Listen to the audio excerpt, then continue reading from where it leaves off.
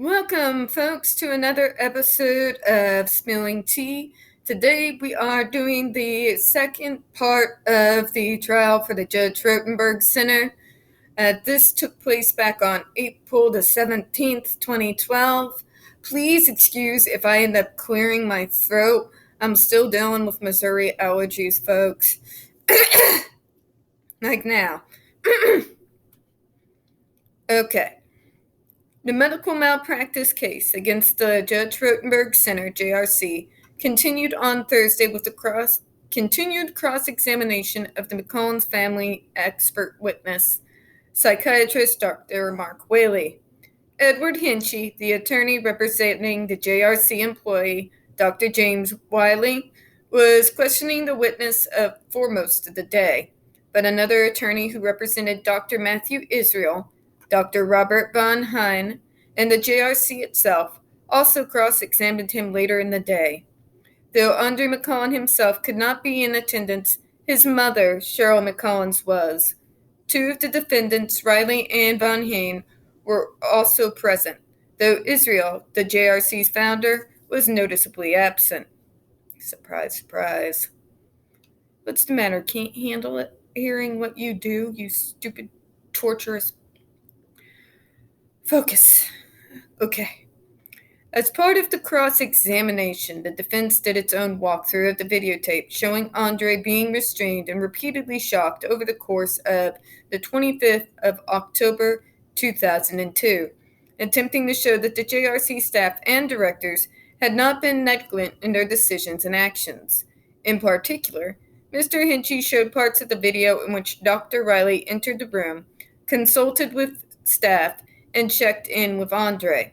This was done to undermine Dr. Whaley's assertion that no one had tried to communicate with Andre over the course of the day, and in part to show that Dr. Riley had done what was needed in assessing him in order to approve the use of further shocks and mechanical restraint. Really? Okay. Stop right there. Stop right there. I'm sorry. I thought I was going to make this quick, but obviously not. How does him checking on Andre or not justify further shocks? Really? Really? Okay. Moving on.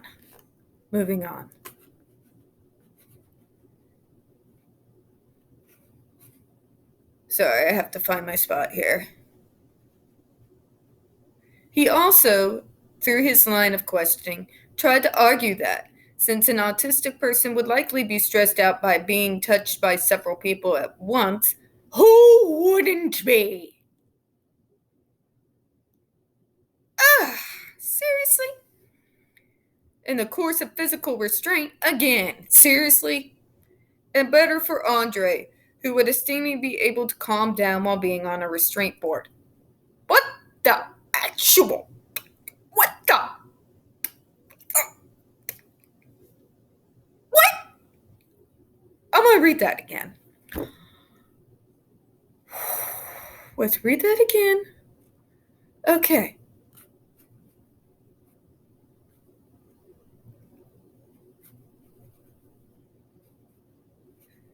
Who would be able to calm down on a restraint board? Question to the audience. Would you be able to calm down while being strapped on a 4-point board and knowing that the shocks were coming? Tell me what you think of that in the comments. Oh my God. Logic, mother... Do you have it? Dr. Whaley agreed that the restraint could be justified, at least as an emergency procedure. Dr. Whaley, you're just as bad as them.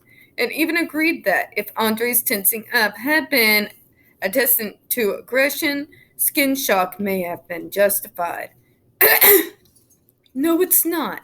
No, it's... The hell is wrong with these people? However, the witness still insisted that, based on what he had seen in the video and through other parts of the record, Dr. Riley had made terrible decisions in the handling of the situation. He shouldn't have been shocked in the first place. Really? For not removing your coat? Are you kidding me?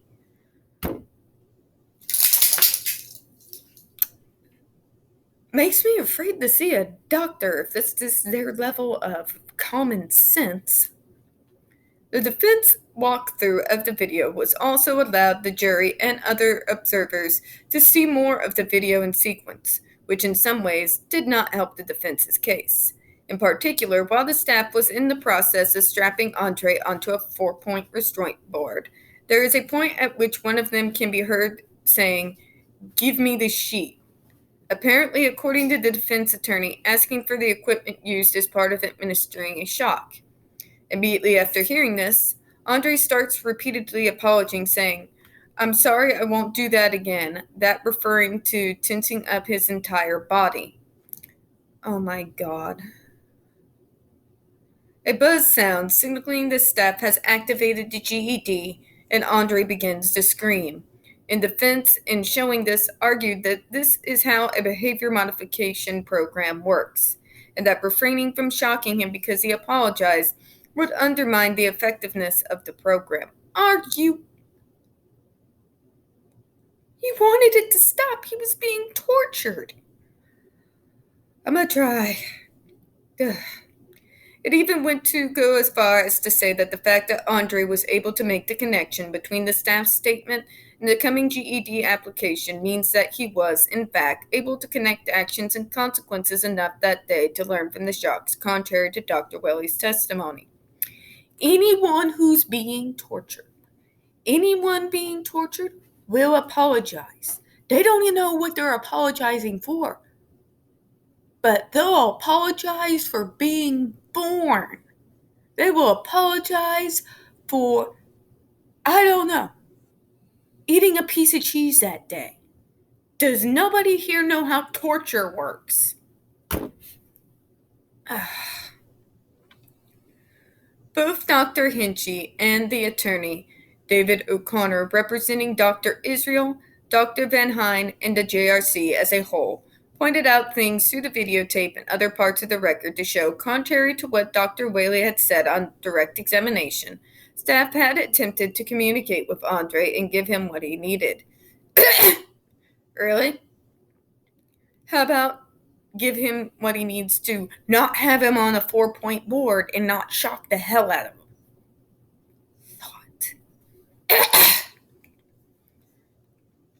For instance, Dr. Hinchy pointed out, after every shock was administered, a female voice could, with some effort due to sound quality, be heard telling Andre no full-body tense-ups. Going against what Dr. Whaley had said earlier, that no one had attempted to tell Andre what targeted behaviors he was being punished for. For tensing up, he's being punished for his muscles involuntarily tensing up because that's what happens in electroshock. In addition, in order to call into question the attorney... Hold on, I'm sorry, folks. Let me go back. Okay. In addition, in order to call into question the credibility of the testimony that JRC staff had ordered Andre no bathroom breaks and no food or water, Attorney O'Connor questioned Dr. Willie about parts of the videotape that he had not reviewed. These parts of the footage include instances where staff asked Andre verbally if he needed to use the bathroom or have water, to which Andre was non-responsive. Duh!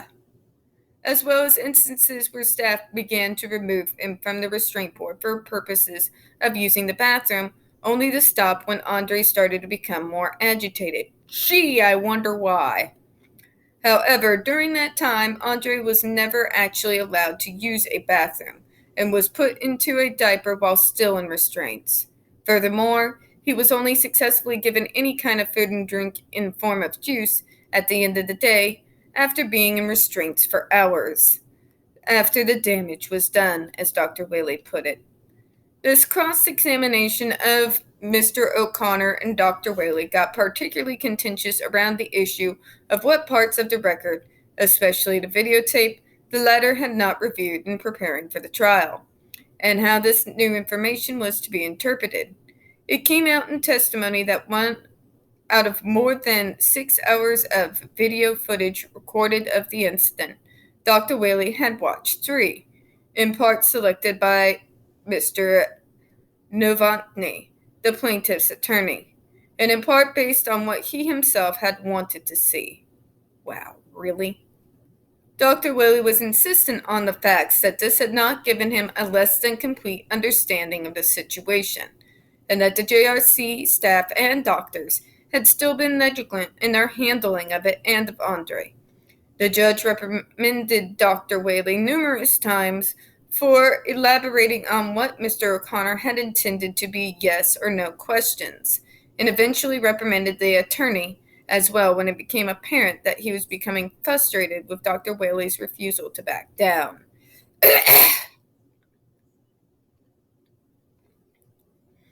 Mr. O'Connor also touched on one of the JRC's most famous defenses of its use of aversives, the fact that the alternative would be psychotropic medication, which according to the program is far more harmful than use of the aversives. Really? That's not what those pictures tell me. I've never seen psychotropic drugs make somebody scream like that. In particular, he focused on the side effects of antipsychotic Risperidone, the medication that Andre had been on prior to attending JRC. Side effects that include permanent neurological problems related to movement in the form of a condition called tardive dyskinesia. He also used the fact that psychotropic drug manufacturing companies put out promotional materials in an attempt to show that the JRC's promotional video, which the plaintiff had argued had misled her in her decision to place Andre at the facility, was, if not acceptable, then at least not out of the ordinary. Finally, O'Connor used the discussion of psychotropic medication to call into question Dr. Whaley's qualifications to speak about the use of aversives.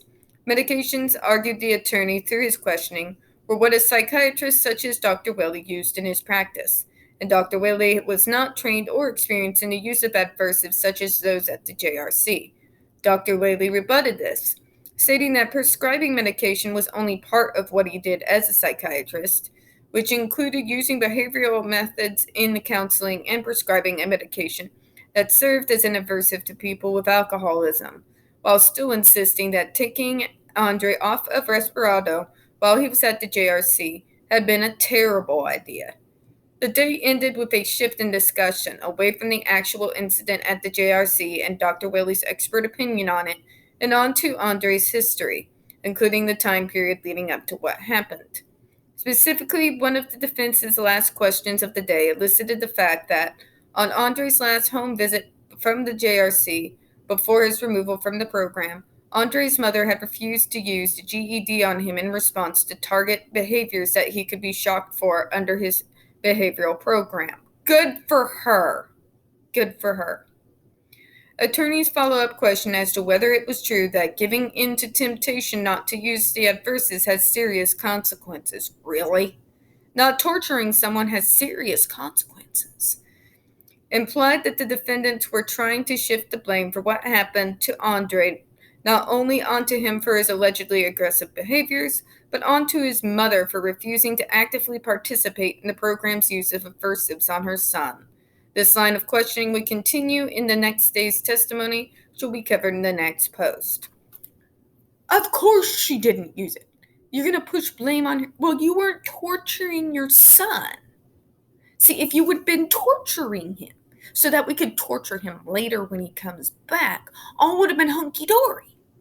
This is the logic we were dealing with for years, and people buy it.